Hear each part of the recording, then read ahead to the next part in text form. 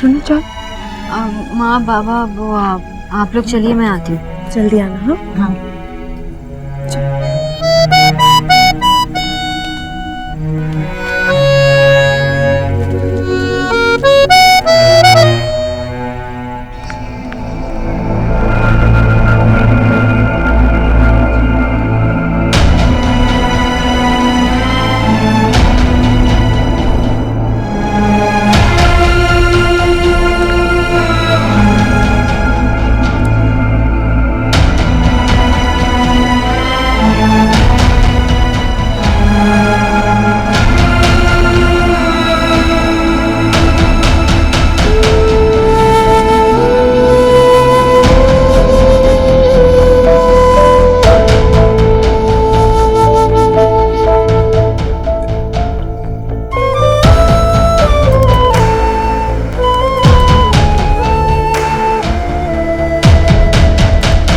क्या कर रहे हो आप? नहीं, बस थोड़ा काम था। अब गई नहीं? मैं कैसे जाती? आपको मेरी जरूरत है ना? बहुत काम था ना, वो अचानक से सब खत्म हो गया। जिसके लिए इतना सारा कुछ किया वही चली गई। नेहा को तो जाना ही था ना। ऑब्वियस सी बात है, शादी थी उसकी।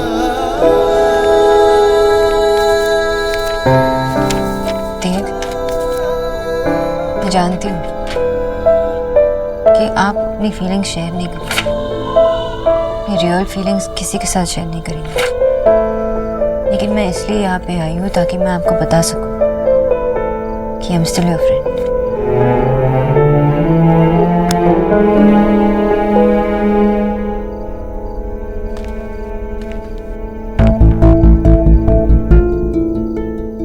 Sonakshi, I hate it. I hate it. I hate it कि यहाँ चली गई। पहले मैं दिन भर ऑफिस में रहता था, कभी-कभी पूरा दिन उससे मिलता भी नहीं था, लेकिन उसे गए 10 मिनट ही हुए और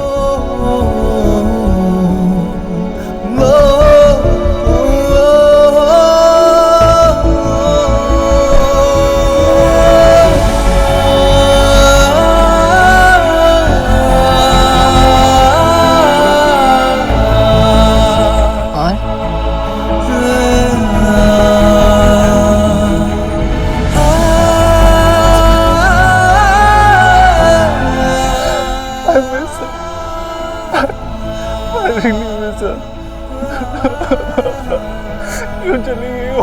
क्यों चली गई? नेहा चली गई। It's okay देव, आपके मन में जो कुछ भी है आप बोल दीजिए। अगर आप मुझसे नहीं कहेंगे तो मेरे होने का क्या फायदा?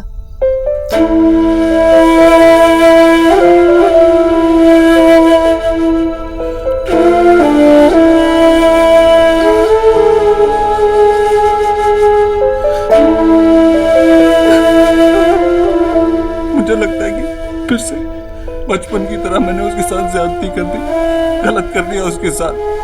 उसकी शादी थी, फिर भी वो जाने वाली थी, फिर भी उसे टाइम नहीं दिया।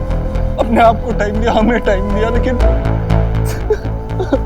नेहा को टाइम नहीं दिया। मैंने फिर से उसे इग्नोर कर दिया। मैं इतना सेल्फिश कैसे हो सकता हूँ? कैसे हो सकता हूँ मैं इतना सेल्फिश? देव, आपने नेहा से पूछा कि उसे अभी भी ऐसा लगता है कि आपने उसे इग्नोर किया? ये जानने के लिए मुझे उससे मिलने या उससे बात करने की जरूरत नहीं है। जितना मैं नेहा को समझ पाई हूँ, मैं जानती हूँ कि नेहा बहुत खुश है। आप उसे मिस कर रहे हो ना, इसलिए आपको ऐसा लगता है कि आप उसके साथ नहीं थे। लेकिन मैं जानती हूँ, मैंने देखा कि आप हमेशा उसके साथ थे। आपने बहुत कुछ किया नेहा के लिए, उसे बहुत बहुत ज्यादा खुशी थी। आपने आंटी जी के साथ इसके लिए लड़ाई की, इतना ज्यादा प्यार, इतना ज्यादा सपोर्ट कभी किसी भाई ने अपने बहन के लिए नहीं किया होगा। They are so lucky कि आप उसके भाई हो। मैं आपसे झूठ नहीं बोलूंगी, I promise।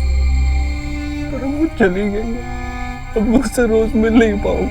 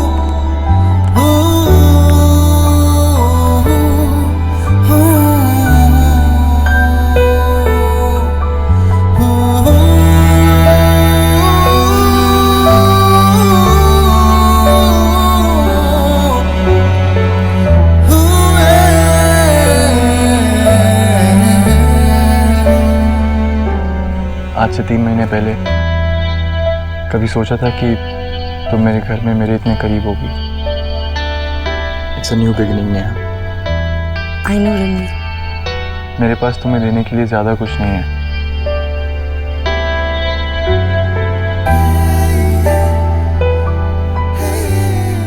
But I promise मैं कोशिश यही करूंगा कि तुम्हें हमेशा खुश रखूं। रणवीर, मेरे लिए इससे ज्यादा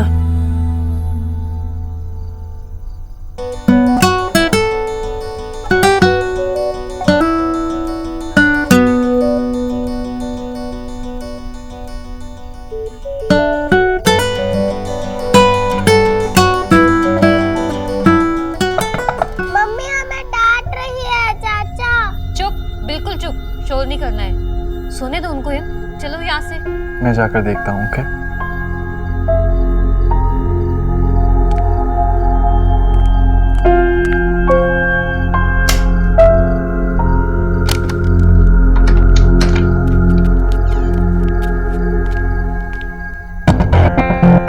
चाचा, मम्मी ने मुझे कुछ नहीं किया।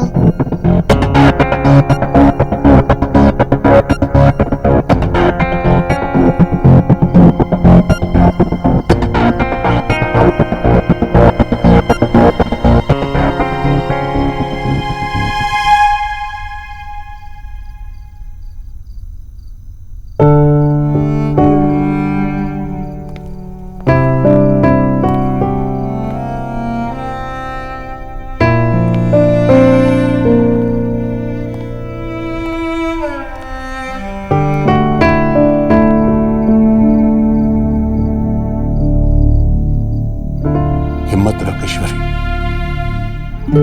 अभी तो एक बेटी विदा हुई है, 2 और बाकी। अगर नेहा की विदाई पर हम ऐसे टूट जाएंगे तो रिया और निकी का क्या होगा?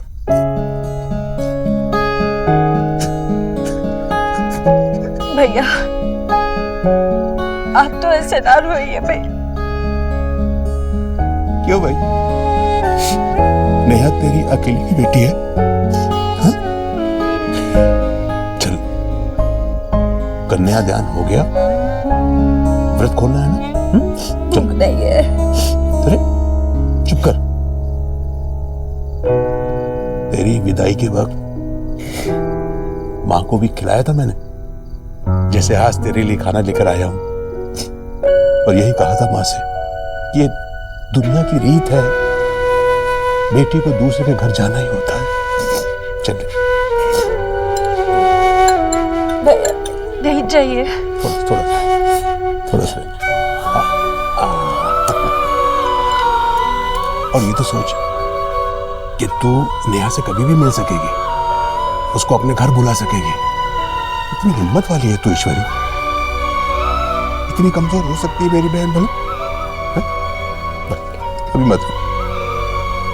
याद है भैया, जब नेहा पैदा हुई थी तब नेहा के पापा इतने खुश हुए थे, इतने खुश हुए थे, कह रहे थे मेरे घर में लक्ष्मी आ गई है। अब इस खाली मन का क्या करूं मैं? नेहा के जाने के बाद इस घर में उसकी जगह कैसे भरूंगी? देख ईश्वरी, नेहा की जगह ना इस घर में कोई भर पाएगा ना तेरे मन में। हाँ, ये खालीपन तू दूर कर सकती है। जिस तरह नेहा की विदाई हुई है ना, तू देव के लिए किसी को विदा करके लिया। एक बेटी यहां से जाएगी तो दूसरी आएगी। क्या हुआ?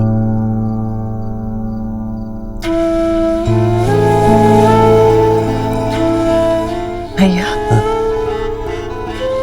एक बात पूछूं? हाँ, वो मैं हमेशा से अपने आप से ज्यादा भरोसा देव पर करती आई हूँ, हमेशा से। मेरा ये मानना है कि देव के मन में कभी भी कोई बात होगी तो वो सबसे पहले आकर मुझे बताएगा। अगर उसकी जिंदगी में ऐसी कोई लड़की भी है जिसे वो चाहता है या उससे शादी करना चाहता है, तब भी वो सबसे पहले आकर मुझे बताएगा। हाँ, तो इसमें तू मुझसे क्या पूछना चाहती है? ये मेरा मानना है, पर क्या ऐसे होगा? क्या देव कोई भी बात पहले मुझे बताएगा? पगली, देव तेरा बेटा है ईश्वरी। फिर अचानक ये उसकी नीयत और उसकी सच्चाई पर शक क्यों करने लगी तू? देव पूछता है तुझे ईश्वरी, पूछता है वो तुझे। फिर ये बेचैनी कैसे? सही कह रहे हैं आप भैया, बिल्कुल सही कह रहे हैं। देव तो मेरा इतना ख्याल रखता है कि कभी कभी लगता है कि देव मेरा बेटा है या मैं उसकी औलाद हूँ। चल अभी शांत हो जा और एक बात सुन, देव जैसा बेटा किस्मत वालों को ही मिलता है, समझी? अभी दिल हल्का कर और खाना खा।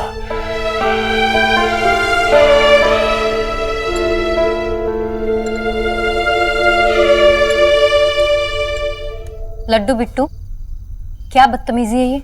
इतनी देर से समझा रही हूँ, बात समझ में नहीं आती तुम दोनों को। रणवीर, तुम बोलो ना इनको मेरे साथ चलने के लिए। लड्डू,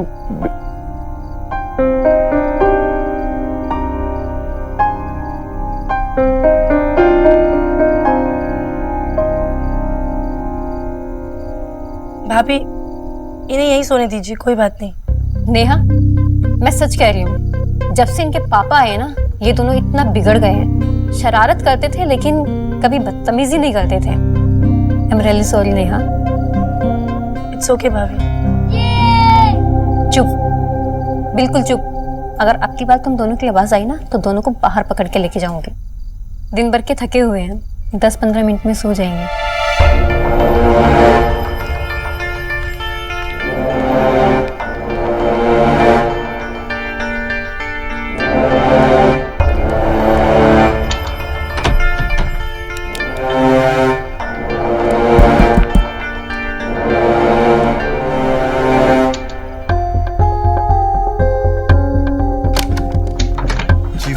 सॉरी रणवीर, वो इनके सुबह के कपड़े ले जाती हूँ मैं, वरना तुम लोगों को सुबह डिस्टर्ब होगा।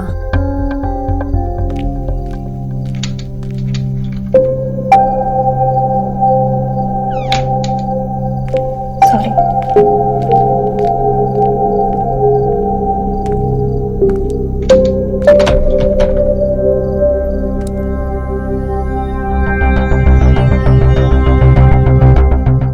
सब ठीक था ना? मतलब सब तैयारी और सब ठीक था ना? कोई प्रॉब्लम तो नहीं हुआ ना? तुझे पता है ना, तू हमारे साथ मेहमानों की तरह गई थी और उस घर की अभी तक बहू नहीं बनी है, तो ऐसा पूछना बंद कर। वो क्या है ना, सारी तैयारी देव ने की थी। मैंने बस ऐसे ही पूछा, क्योंकि अगर वो मुझसे पूछते तो मैं क्या जवाब देती, तो इसलिए बस सजेशन।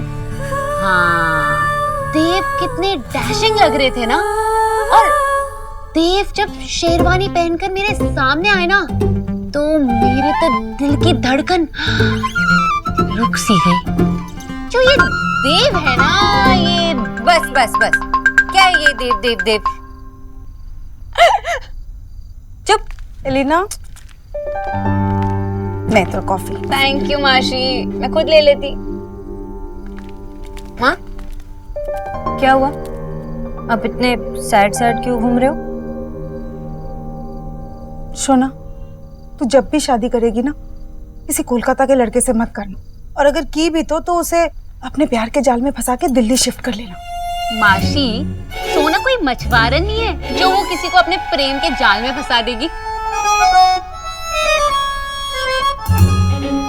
माँ सत्य बोलो, क्यों बोलो? वो देव बाबू की सिस्टर की विदाई देखकर ना, माँ आप ऐसे टीवी सीरियल के माओ की तरह की बात कर रहे हो? माशी, ये मॉमीज का चक्कर क्या होता है? विदाई चाहे वो टीवी में देखे या फिल्म में या फिर रियलिटी में, 1 सेकंड में सेंटी हो जाती है। तू नहीं समझेगी, जब माँ बनेगी ना तब पता चलेगा। डोंट वरी माशी, जो आपका होने वाला दामाद है ना, वो दिल्ली से ही है। क्या? दिल्ली से है? यहीं से? कौन है? कहाँ से? अरे माशी, मेरा मतलब है कि जो होने वाला दामाद होगा वो दिल्ली से होगा। ये कोलकाता से थोड़ी ना कोई लेकर आएगी। फिर ठीक है। वैसे ना सुनना, देव बाबू अगर कभी दिल्ली से शिफ्ट करना चाहे ना, तो तू उन्हें अपने जाल में फंसाकर यहीं पर रख लेना।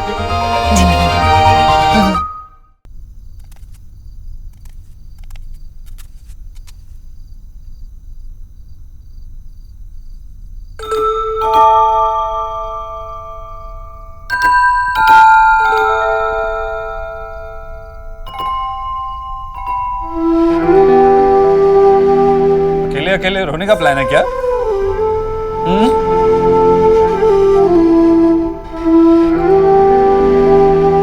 इसने पहले स्टार्ट किया।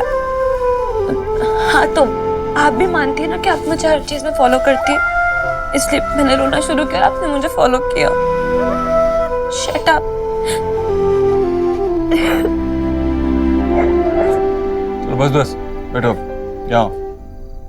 आपको पता है भैया, हमेशा नियादी को चिढ़ाती रहती थी कि जब उनकी शादी हो जाएगी ना, तो उनका रूम मैं ले लूंगी। पर भैया मुझे उनका रूम नहीं चाहिए, मुझे नियादी चाहिए।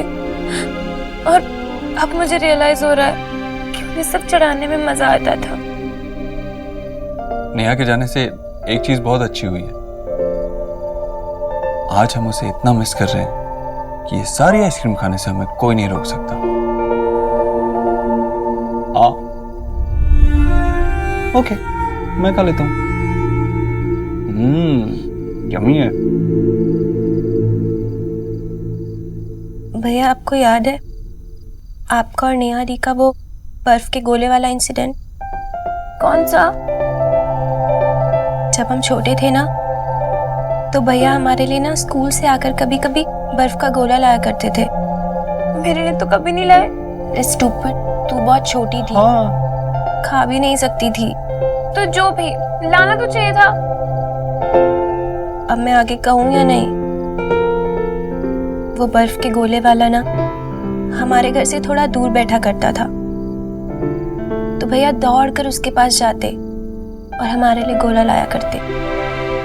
एक बार पता है क्या हुआ, नेहा दी का गोला ना थोड़ा पिघल गया, तो नेहा दी ने गुस्से में भैया से पूछा कि मेरा गोला क्यों पिघल गया? तो भैया दी को समझाते रहे कि गोले वाले ने तेरा गोला सबसे पहले बनाया, इसीलिए। लेकिन वो तो नेहा दी ठहरी, मानी नहीं, और पता है क्या किया? गुस्से में आके पूरा का पूरा गोला भैया की शर्ट पे फेंक दिया। फेंका नहीं था, गिर गया था।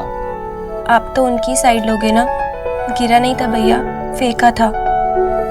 नो, फेंका नहीं था, ऐसे नाक पे लग गया था। भैया ऐसे गिरा नहीं था, ऐसे फेंका था। आई विश नेहा दी भी अभी हमारे साथ होती। सुनो, नेहा दी अभी अपने सबसे फेवरेट इंसान के साथ में खुश है। अब नेहा दी की खुशियों में शामिल तो हो। Relax, okay? Come on, take it now. Low